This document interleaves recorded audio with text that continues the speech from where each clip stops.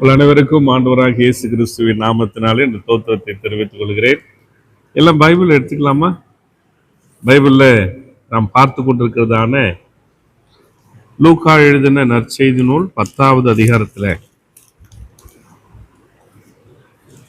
25வது வசனத்து 37வது வசனம் வரைக்கும் இருக்கிற இந்த பகுதியில நாம் ஒரு ஓமையை பார்த்து கொண்டிருக்கிறோம். இந்த ஓமைக்கு பேர் என்ன? நல்ல சமாரின் ஓமை.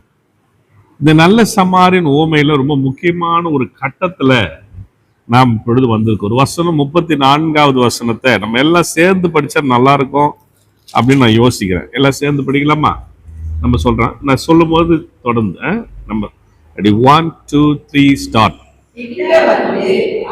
காயங்களில் எண்ணெயும் திராட்சரசமும் வார்த்து காயங்களை கட்டி அவனை தன் சுயவாகனத்தின் மேல் ஏற்றி சத்திரத்துக்கு கொண்டு போய் அவனை பராமரித்தார்.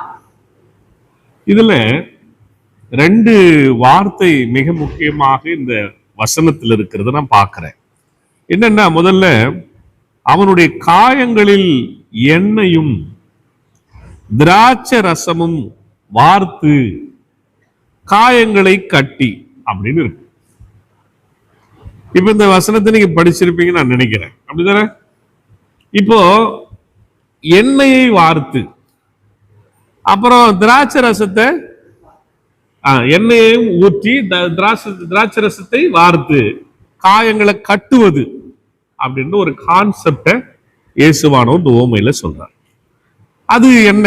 அதுதான் இப்போ இந்த பகுதியில நாம் இன்றைக்கு கற்றுக்கொண்ட இருக்கிறோம். ஒருவேளை உங்களுக்கு அது எதனா தகவல் இருந்தா கூட நீங்க சொல்லலாம், நான் இதை இப்படி புரிஞ்சிட்டு இருக்கேன் அப்படின்னு எதனா விஷயம் இருந்துச்சுன்னா சொல்லுங்க, ஷேர் பண்ணுங்க. என்ன இருக்கா? இது வரைக்கும் நீங்க இதை எப்படி பார்த்துருக்கீங்கன்னு சொல்லலாம். இது வரைக்கும் நீங்க பார்த்துருக்கீங்கன்னா சொல்லலாம், பார்க்கலன்னா ஒன்றும் பிரச்சனை, பார்க்கல சொல்லலாம், தப்பு கிடையாது. இது வரைக்கும் இதை எப்படி யோசிச்சிருக்கீங்களா? திராட்சை ரசத்தை கொண்டு போய் காயங்கள்ல ஊற்றுகிற ஒரு காரியம். ஸோ இது எப்பயாவது இப்படி யோசித்து இருக்கிறீங்களா? நம்ம கிளாஸ்ல ரொம்ப முக்கியமான பகுதி இது ஆக்சுவலி.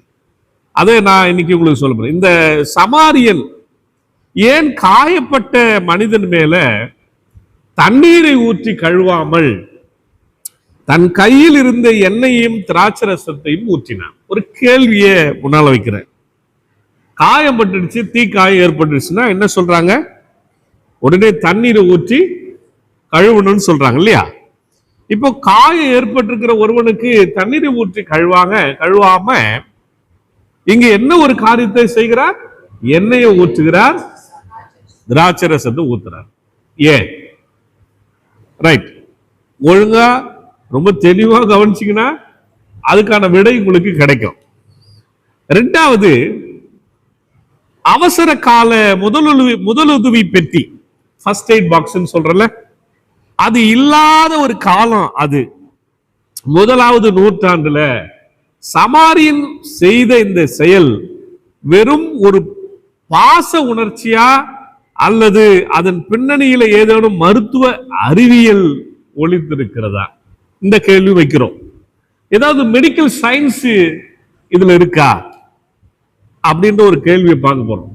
பாசத்தினால செஞ்சுட்டு அவங்கிட்ட அப்படி பார்க்க போறோமா, இல்ல எதுனா மெடிக்கல் சயின்ஸ் எதுனா அதுல இருக்குதா அப்படின்றத இன்னைக்கு நம்ம கற்றுக்கொள்ள இருக்கிறோம். நமது வேதாகமம் வெறும் ஆன்மீக நூல் மட்டும் இல்லை, சரியா? ஸ்பிரிச்சுவல் மட்டும் சொல்ற ஒரு புத்தகம் அல்ல. அது வரலாற்று பூர்வமான, அறிவியல் பூர்வமான உண்மைகளினுடைய புதையல்.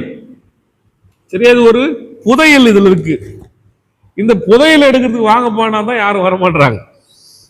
நாங்க இப்போ அண்ணன் நாங்களாம் பேசிட்டு இருந்தோம், இது புதையல் இருக்கு இதுல. இந்த புதையல் எடுக்கிறதுக்கு தான் நீங்க எல்லாம் இப்போ ஒரு லிமிடெட் பேர், ஒரு 20ல இருந்து 25 பேர் ரெகுலரா வந்துருக்கிறோம்.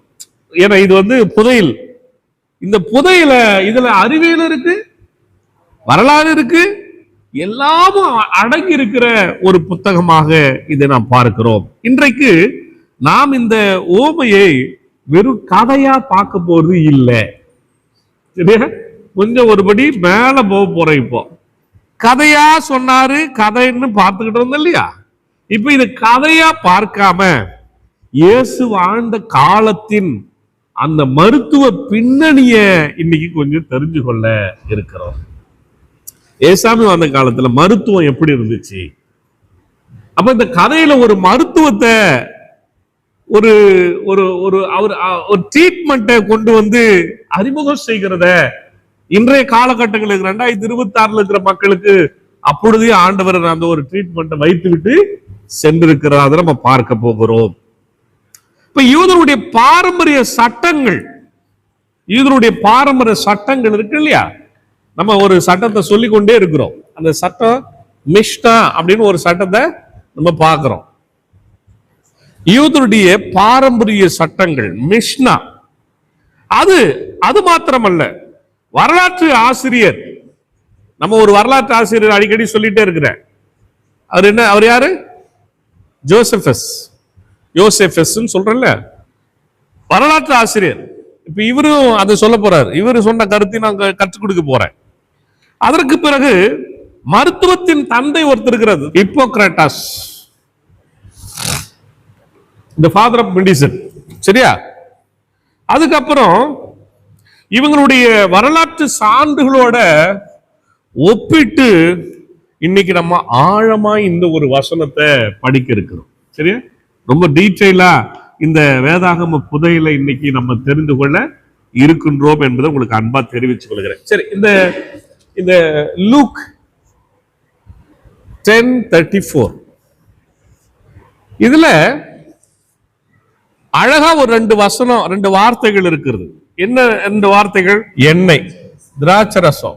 ஏசாயா 1வது அதிகாரம் 6வது வசனம், பிதுக்கப்படாமலும் கட்டப்படாமலும் எண்ணெய்னால ஆற்றப்படல. இந்த வசனம் என்ன சொல்லுகிறது? ஆக்சுவலா லூக் 10:34 அப்படியே பின்னாடி பழைய ஏற்பாட்டுல இப்படி புரட்டி போட்டு பார்த்தோமா இந்த ஒரு வசனம் நமக்கு அழகா நமக்கு படம் பிடித்து காட்டுகிறது. சரியா?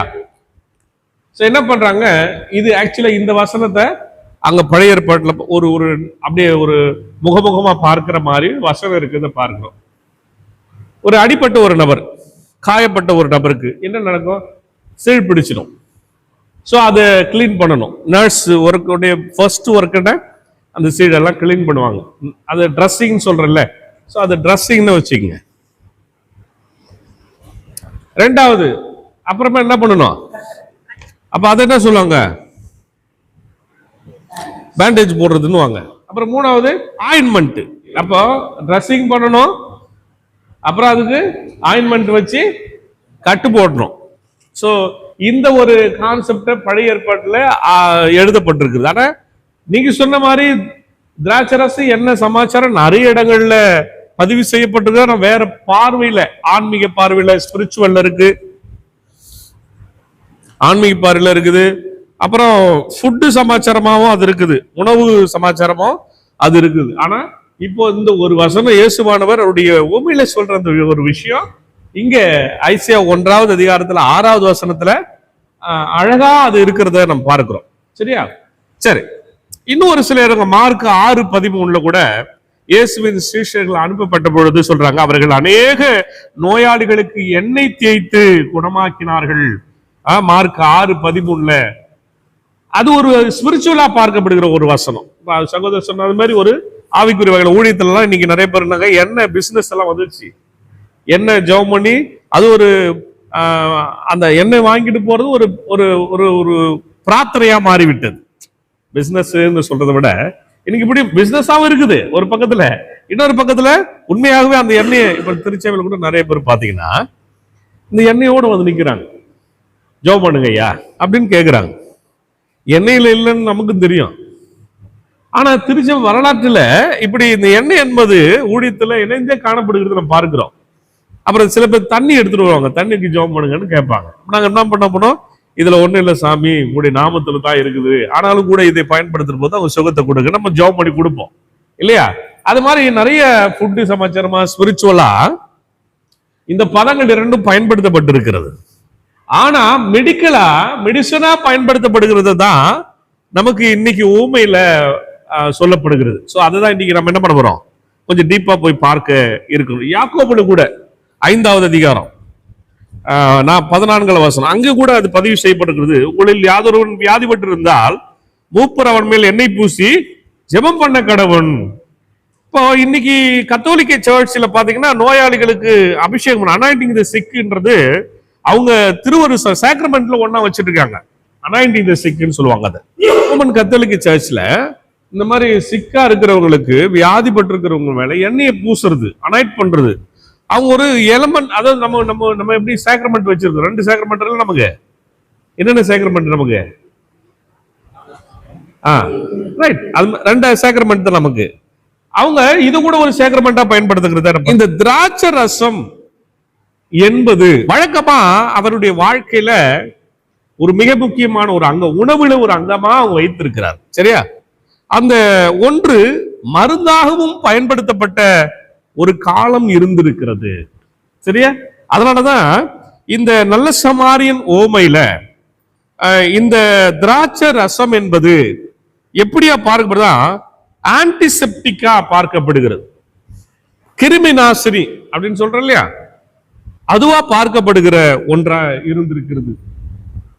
சோ ஆன்டிசெப்டிக் ஆகாம நமக்கு எதுனா வியாதி வந்தா எதுனா அது வந்து பெரிய பிரச்சனையா மாறாம இருக்கிறது காப்பாத்துறதுக்கு ஒரு மருந்து ஒண்ணு போடுவாங்க இல்லையா, அது மாதிரி திராட்சை ரசத்தை அந்த காலகட்டங்களில ஒரு மருந்து வகையா அவர்கள் பயன்படுத்தி இருக்கிறத நம்ம பார்க்கிறோம். ஒலிவை எண்ணெய் இருக்கிறது இல்லையா, அது காயமாற்றும் திறன் அதுக்கு இருக்கு.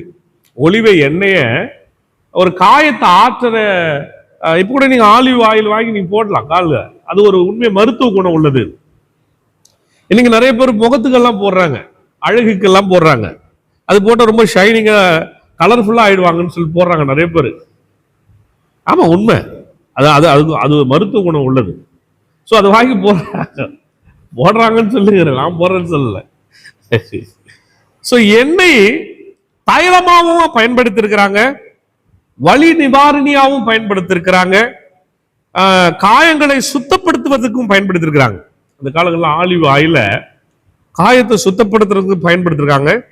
தொற்று ஏற்படாமல் இருக்கிற வகையில அதை அந்த காயத்தை மூடி மறைப்பதற்கும் என்ன பண்ணிருக்காங்க, இந்த ஒலிவை எண்ணெயை அந்த காலகட்டங்களில் பயன்படுத்திருக்காங்க. இந்த எண்ணெய் இருக்குல்ல, தோலின் திசுக்களுக்கு அது ஈரப்பதத்தை அளிக்குது. அந்த அந்த காயப்பட்ட இடம் எல்லாம் ஆறி ஒரு மாதிரி ஆயிடும் இல்லையா, ட்ரை ஆயிட்டா கஷ்டமா இருக்கும், வலிக்கும்.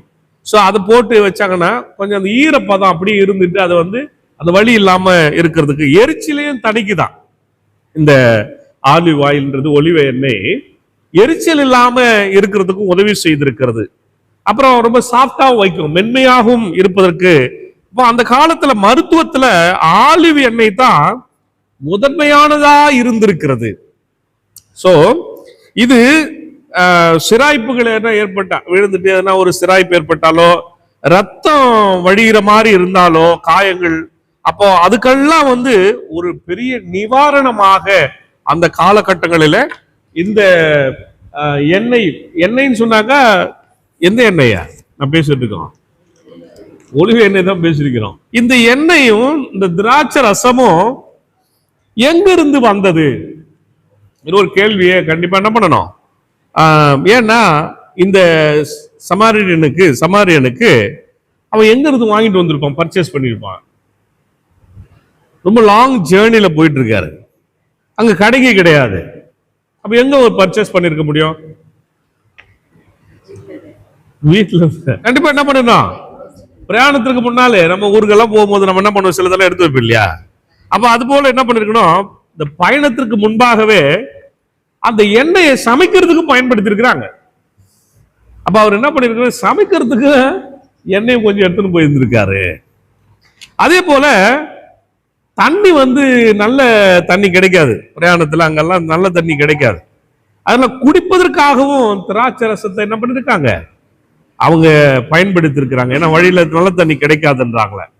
அப்ப இங்கே பயன்படுத்தியுள்ள இந்த வாசகமானது திராட்சை ரசத்தையும் எண்ணெயையும் அவர் என்னவா எப்படியா கொடுத்திருக்கிறாரா அந்த பர்சனுக்குன்னு பார்த்தா, கஞ்சத்தனம் இல்லாத கொடுத்துக்கிறார். ரொம்ப முக்கியமா நம்ம கொடுக்கறதுல எப்படியா கொடுக்குறோன்றத இது நமக்கு சொல்லுது பாருங்க. அவர் திராட்சை ரசத்தையும் அந்த எண்ணெயை கொடுக்கறதுல கூட கஞ்சனா இல்லை. அவர் இருந்ததெல்லாம் எடுத்து கொடுத்துட்டார். உண்மையை சொல்ல போனா அவர்கிட்ட இருந்ததை எடுத்து கொடுத்துட்டார், பயன்படுத்திட்டார்.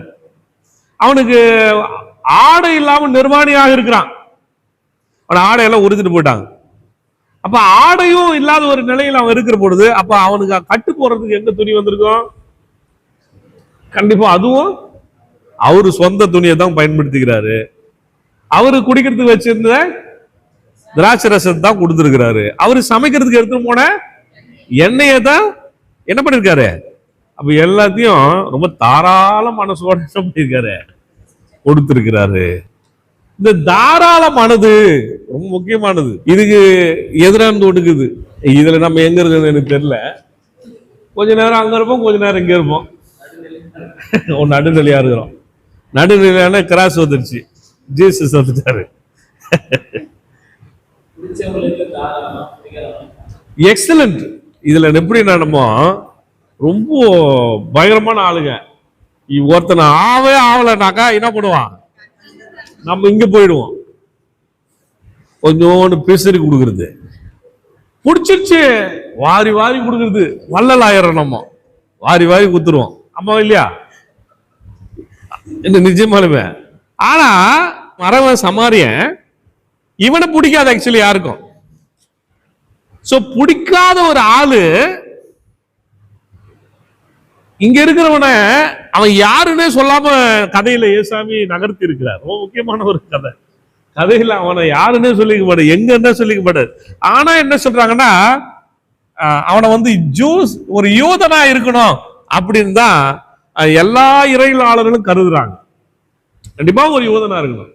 அப்ப யூதனுக்கு சமாரி என்ன பண்ணக்கூடாது? சாவும் போது கூட நீ மட்டும் எனக்கு கொடுத்துற, என்கிட்ட வந்துடாதன்னு சொல்றவன் அவன். சோ இப்போ இவர் என்ன பண்றாரு? தன்னுடைய எல்லாவற்றையும் தாராள மனதோடு என்ன பண்ணிருக்காரு? கொடுத்திருக்கிறார். சார், ஒருத்தருக்கு வலியோடு இருக்கும் போது, காயத்தோடு இருக்கும் போது, அழுகையோடு இருக்கும் போது, பாதிக்கப்பட்ட நிலையில் இருக்கும் போது உண்மையா நீ கிறிஸ்துவனா அங்க காணப்படணும். ஆனா அந்த நேரத்தில் தான் நம்ம யாருன்றது நம்மளே கண்டுபிடிப்போம். நம்ம யாருன்றது உண்மையிலே சில நேரத்துல நம்ம யாருன்றது நமக்கு தெரியாது. எப்ப தெரியும்னா இந்த மாதிரி ஒரு நிலையில தான் தெரியும். இந்த சமாரியன் நல்ல சமாரியனா மாத்தி எப்படி தெரியல. பேரே நல்ல சமாரியன் நம்ம கூப்பிட்டு இருக்கிறோம். ஏன் நம்ம பேர் வச்சிருக்கோம்? அப்படியெல்லாம் இல்ல, சமாரியன் தான் பயன்படுத்தி இருக்கிறார் ஆண்டவர். இப்போ இவர் நல்ல சமாரியனா மாறி இருக்கான் திருச்சபை வரலாற்றுல இல்லையா? இப்ப இவன் இங்க போனது இந்த கஞ்சத்தனம் இல்லாம தாராள மனதோடு கூட அவன் காணப்பட்டதினால இங்க ஒரு பெரிய மாற்றம் நடைபெறுகிறத நாம் பார்க்கின்றோம். பாருங்க, சொட்டு சொட்டா கொடுக்கல, கொஞ்சம் கொஞ்சமா கொடுக்கல. அது போல காயப்பட்டதுல லேசா தொட்டு தடவி அவன் என்ன பண்ணல, கொஞ்சமா கொடுக்கல. அப்படியே பைபிள் அப்படிதான் இருக்குதுன்னு நான் நினைக்கிறேன். என்னன்னு இருக்குது? வாக்குறதுனா என்னங்க? ஊத்துறது. ஐயா, இந்த ஊத்துறது அள்ளி கொடுப்பது, அள்ளி அள்ளி கொடுக்குறது. அப்படி இன்னொரு லாங்குவேஜ்ல சொல்ல போனா வாரி வாரி கொடுக்கறது. ஒரு கஷ்டமா ஒரு காரியத்தை வந்து பகிர்ந்து கொள்ளுகிற பொழுது நம்ம இடத்துல மனசு வலிக்கும். ஐயோ பாவமே, செய்ய முடியல அப்படின்னு. அந்த இடத்துலயே நின்றுட்டு நம்ம நல்லவர் ஆயிடும். எப்படி? ஐயோ பாவமே, நல்லவனாச்சே, அவன் நம்ம செய்ய, அப்படியே நின்றுட்டு நம்மளும் நல்லவன் ஆயிரும். ஆனா இயேசுவானவர் அந்த இடத்துல இருந்து கொஞ்சம் இறங்கி வரணும் அப்படின்னு ஆசைப்படுறாரு. பாருங்க, இவன் பயணமே இறங்கி வர பயணம். நல்லா புரிஞ்சுக்கணும். இவன் பயணமே என்னது? சி லெவல்ல இருந்து ரொம்ப உயரத்துல இருக்கிறான் இவன். இந்த பயணமே இறங்கி வருகிற ஒரு பயணம் தான். இதை இறங்குவாங்க எல்லாருமே, யூதர்கள் இருந்து எல்லாருமே எதை இறங்குவாங்க. ஆனா இந்த இறக்கம் இருக்குல்ல, இந்த இறக்கம் மர்சின்னு சொல்றல, இந்த இறக்கம் தான் பிரச்சனை நமக்கு எல்லாம். இந்த இறக்கம் கூட வாய் அளவுல இறக்கம் வச்சுட்டு இருக்கிறோம். நிறைய நேரத்துல செயல் அளவில் இல்லாத ஒரு சூழல் இருக்கின்றது. அப்ப இந்த சமாரியனுடைய தாராள மனப்பான்மை, இது என்னதுங்க? தாராள மனப்பான்மை. கஞ்சத்தனமான மனப்பான்மை இல்ல, தாராள மனப்பான்மை. அளவற்ற தன்மையை இயேசு இங்கே வேண்டும் என்றே வலியுறுத்துகிறார். பர்பஸ்ஃபுல்லா இங்க எம்பசைஸ் பண்றார் ஜீசஸ். சார் வேணும்னே சொல்றாரு ஒரு காரியத்தை ஏசாமிங்க, தயவுசெய்து புரிஞ்சுங்க ப்ளீஸ். ஏசாமி சில நேரத்தில் ரொம்ப வேணும்னே பேசுவார். இங்க வேணும்னே சொல்றாரு ஒரு விஷயத்த, அவர் ரொம்ப ஊத்தினாரு, வார்த்தாருன்னு வார்த்தை பயன்படுத்துற கதையில. இதை நீங்க படிக்கும் போது படிச்சிருக்க மாட்டீங்க தானே, அப்படியே படிச்சுட்டு போவோம். ஆனா இயேசுவானவர் இந்த கதையில, இந்த ஓமையில ரொம்ப அவ்வளவு அழகா அதை ஆர்டிகுலேட் பண்றாரு. அவன் தாராள மனப்பான்மையை சொல்லணும்ன்றதுக்காக அத ரொம்ப பர்பஸ்ஃபுல்லா கொண்டு வந்து ஆண்டவர் இயேசு கிறிஸ்து என்ன பண்றாருங்க, அது இந்த கதையில பிளேஸ் பண்றத நாம் பார்க்கிறோம். வரலாற்று ஆசிரியர் பிளேவஸ் ஜோசபஸ் இவர் ஒரு ஆதாரத்தை கொடுக்கிறார். ஸோ இந்த வசனத்துக்கு 34வது வசனத்துக்கான இவர் கிறிஸ்துவுக்கு பின்னால 1வது நூற்றாண்டை சேர்ந்த யூத ரோமானிய வரலாற்று ஆசிரியர். அதை என்ன உங்களுக்கு சொல்லிட்டு அவரை பத்தி டீட்டெயில். அவர் எழுதின ஒரு புத்தகம், நான் அவருடைய புத்தகத்தை என்னுடைய பைபிள் ஸ்டடியில தொடர்ந்து சொல்லிட்டு வர 2 புக்கம் யாருன்னா சொல்லுங்களேன் ப்ளீஸ். ஜூஸ் வார்.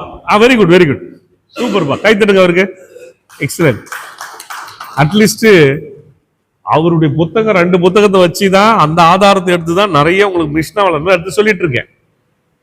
வேணும் புத்தகம் வேணா நான் தரேன், ஆனா ஆங்கிலத்தில் இருக்குது. பிடிஎஃப் கூட நான் தரதுக்கு நான் ரெடியா இருக்கிறேன். ஒரு 700-800 பக்கம் இருக்குது. படிக்கணும்னு ஆசைப்பட்டு வாங்கினா பண்ணலாம், நீங்க படிக்கலாம், தப்பு இல்லை. நான் வேணா கொடுக்குறேன், நான் செல்போன்ல வச்சுட்டு இருக்கிறேன். ஸோ அவருடைய இந்த ஆன்டிகுட்டிஸ் அப்படின்னு ஒரு புத்தகம், ஆன்டிகுட்டிஸ் ஆஃப் த ஜூஸ் அப்படின்னு ஒரு புத்தகம் இருக்குது. அந்த புத்தகத்துல ஏரோது மன்னன், ஏரோட் த கிரேட் அப்படி இருக்கிறல்ல, இயேசு பிறந்த காலத்துல ஒரு மன்னன் இருந்தார் இல்லையா, ஏரோது, மகா ஏரோது. சோ அவருடைய கடைசி காலத்துல இந்த ஏரோதுவுக்கு ஒரு நோய் காலம் ஏற்பட்டது. அதை இந்த ஆன்டிகுட்டிஸ் ஆஃப் த ஜூஸ் என்று ஒரு புத்தகத்துல எழுதியிருக்கிறார். நான் வரலாறு சொல்லிட்டு இருக்கேன் உங்களுக்கு, என் கதையில இருந்து நான் சொல்லல. இவரு வரலாற்று ஆசிரியர், ஹிஸ்டரி எழுதுற, பைபிள்ல நிறைய ஆராய்ச்சிகளை செய்து அகழ்வாராய்ச்சி கண்டுபிடிச்சு நிறைய விஷயத்துல வரலாற்று ரீதியா சொல்லக்கூடியவர், ப்ரூஃப் கொடுக்கக்கூடியவர். அதனாலதான் இவர் பேரை உங்களுக்கு அடிக்கடி சொல்லிட்டு இருக்கேன். இந்த வகுப்புக்கு இவர் பேரை நீங்க என்ன பண்ணக்கூடாது, மறக்கக்கூடாது. அவருடைய 2 புத்தகத்தை தொடர்ச்சியா நான் சொல்லிட்டே இருக்கேன். அந்த புத்தகத்துல இருந்து நிறைய இன்ஃபர்மேஷன் எடுத்து நான் உங்களுக்கு சொல்லிட்டு இருக்கேன். நான் சொல்றதெல்லாம் அவருடைய புத்தகத்துல இருந்து தான், வேற எங்கேயும் இருந்து இல்லை. அதனால அந்த புத்தகம் வேணும்னா நீங்க வாங்கி படிக்கலாம். சரி, அவர் அந்த ஏரோட் த கிரேட் இருக்கார் இல்லையா, மகா ஏரோது இருக்கார் இல்லையா, சோ அவருக்கு ஒரு கடைசி காலத்துல ஒரு பெரிய நோய் வந்துடுச்சு. இப்ப ஏரோது மன்னன் தன்னுடைய இறுதி நாட்கள்ல மிக கொடூரமான ஒரு நோயினால பாதிக்கப்பட்டாராம். அப்போ உடல் அவருக்கு எரிச்சல், குடல் புண்ணு, கால் குறி அந்த இருக்குல்ல கால் பகுதியில், அதுல இங்கெல்லாம் புழுக்கள் எல்லாம் வந்துடுச்சான். யாருக்கு?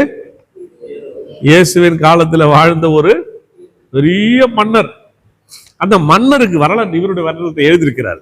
அந்த மன்னருக்கு புழுக்கள் எல்லாம் வந்துடுச்சான். அப்படி ஒரு வியாதி அவருக்கு பாதிக்கப்பட்டது. அப்ப என்ன பண்றாரு, சிகிச்சைக்காக மருத்துவர்களை அந்த மன்னர் அழைக்கிறார். அவரெல்லாம் ஹாஸ்பிட்டல் போக வேண்டிய அவசியம் இல்லை, அவர் மன்னர் இல்லையா, நம்ம தான் ஹாஸ்பிட்டலுக்கு போனோம். அவர் உடனே எல்லாரும் போறாங்க. அப்போ யோர்தான் நதியை தாண்டி கல்லீரோ அப்படின்ற ஒரு இடம், சூடான நீர்ல போய் அவர் என்ன பண்றாங்க, முக்கி எடுக்கிறாங்க. ஒரு ஹாட் வாட்டர், அந்த இடத்துல ஒரு ஹாட் வாட்டர் சிஸ்டம் வச்சிருக்காங்க இந்த கல்லீரோஹோ அப்படின்ற ஒரு இடத்துல.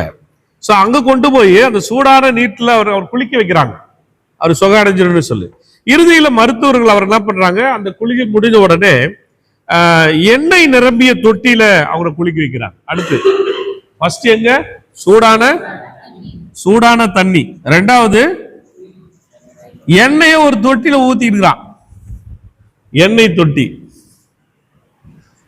தொட்டி நிறைய எண்ணெய் ஊத்திட்டு இருக்கிறான். அப்ப ராஜா இல்ல, பணம் எக்கச்சக்கமா இருக்குல்ல, ஆலிவ் எண்ணெய் எக்கச்சக்கமா வாங்கிட்டு வந்து அவங்களுக்கெல்லாம் ட்ரீட்மெண்ட் ஒன்றும் பிரச்சனை இல்லை தானே, அவ்வளோ ட்ரீட்மெண்ட் கொடுக்குறாங்க. ஸோ அவர் வரலாற்று எழுதியிருக்கிறார் இதை. அப்போ அந்த தொட்டியில குளிக்க வைக்கிறாங்க. கடும் நோய் அவருக்கு இருக்கிறதுனால தீவிர சிகிச்சையில இருக்கிறார். இப்போ தீவிர சிகிச்சை, எமர்ஜென்சில ரொம்ப கடைசி கட்டத்துல இருக்கிறார் அவர். மருத்துவர்கள் ஏரோத அந்த எண்ணெய் தொட்டில குளிக்க வைக்கும் போது அவர் செத்துட்டாருன்னு நினைச்சிட்டாங்க ஒரு கட்டத்துல. ஏன்னா அது மாதிரி ஒரு ஸ்டேட்டஸ்ல போயிட்டாரு யாரு, மகா ஏரோது. அப்போ எல்லாரும் பயந்துட்டு இருக்காங்க. அப்புறம் கொஞ்ச நேரம் பார்த்து பக்கத்துல இருக்கிறவங்க அழ ஆரம்பிச்சிட்டான். எல்லாம் அழ ஆரம்பிக்கிறத பார்த்து ஏரோதுக்கு காது கேட்டு டக்குன்னு என்ன பண்ணறான், கண் விழித்து கொண்டாராம். இந்த ட்ரீட்மெண்ட்டை பத்தி அவர் அந்த வரலாற்று எழுதுகிறார். ஒருத்தர் நோய் வாய்ப்படுகிற பொழுது அவனுக்கு என்ன மாதிரியான ட்ரீட்மெண்ட்டை கொடுத்துருக்குறாங்க. அப்ப இந்த எண்ணெய் வார்த்தல் என்று சொல்லப்படுகிறது நாம் பார்த்தோம் இல்லையா, அந்த எண்ணெய் வார்க்கிற எண்ணெய் தொட்டியிலே கொண்டு போய் என்ன பண்ணிருக்காங்க, அவருக்கு ட்ரீட்மெண்ட் கொடுக்குறாங்க. இது காயத்திற்கான எண்ணெய் பயன்பாடு போல் இல்லாம முழு உடல் சிகிச்சைக்காக எண்ணெயை பயன்படுத்துறது காட்டுது. ஒரு காயத்து மேல ஊத்துறது இல்ல, தடவுறது இல்ல, முழு மனுஷனையே அந்த எண்ணெய் தொட்டிக்குள்ளே இறங்கி என்ன பண்றாங்க, அவ்வளவு ஒரு ட்ரீட்மெண்ட், அதாவது தீவிர சிகிச்சை அவருக்கு கொடுக்கிறது. ஆனால் இது ஒரே காலகட்டங்களிலே, அந்த இயேசுவின் காலத்துல யூத அரச குடும்பத்திலேயே எண்ணெய் ஒரு தீவிர மருத்துவ பொருளாக கருதப்பட்டதுக்கு என்பதற்கான ஒரு வரலாறு, வலுவான வரலாற்று ஆதாரமா பார்க்கப்படுகிறது.